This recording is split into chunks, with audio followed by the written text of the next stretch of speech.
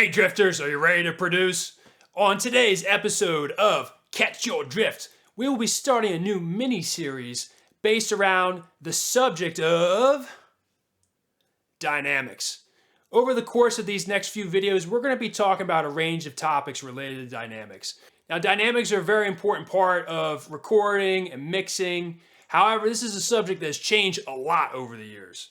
If you go back to the old days, 50s, 60s, 70s, 80s, even into the 90s, the types of mixes that you would see back then, if for instance, if you took the song and you just drag into a DAW and you take a look at the waveform of it, very, very different compared to modern music, say the past 20 to 25 years. Back then, you had a lot more range between your highest peaks and your lowest lows. Over the past 25 years or so, that's changed a lot, and now basically what you get is something that looks more like a sausage almost.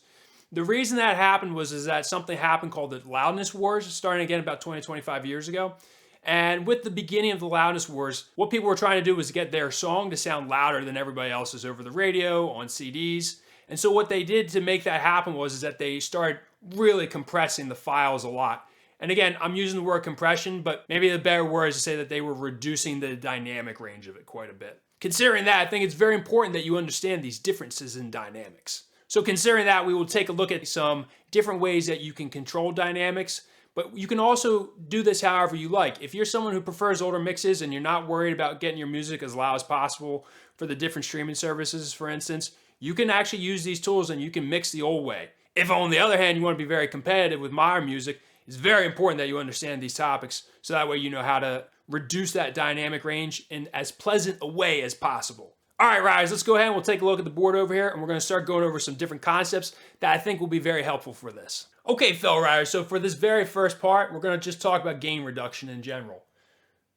For instance, when you take a look at this could be any waveform. This could be a guitar, it could be a vocal, it could also be the overall mix of the song. When we talk about gain reduction, what we're really talking about is bringing these highest peaks closer to the lowest lows. So riders, when you start reducing that dynamic range, that is what is ultimately going to give you more control over how loud your song is compared to other people's songs, how quiet it is compared to other people's songs, and also just the different ranges of what you're doing within your song itself. And again, keep in mind, this can be done on a track-by-track basis, but this also relates to your overall mix.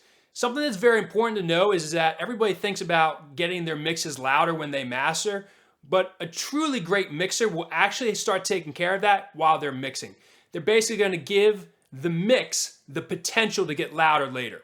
That's a very important topic. All right, riders, I think that's a great place to wrap up this initial conversation around the topic of dynamics. Now that we just have a bit of a background about it overall, I think it's going to be best if we break up the next videos into smaller sections so that way we can really dive into each topic and make sure that we're helping you as well as we can. In these next few videos, we will be discussing a few topics: saturation, soft clipping, compression, maximizing, limiting, and hard clipping. These are all very important topics, and I can't wait to get into helping you with all of them, fellow riders. See you soon.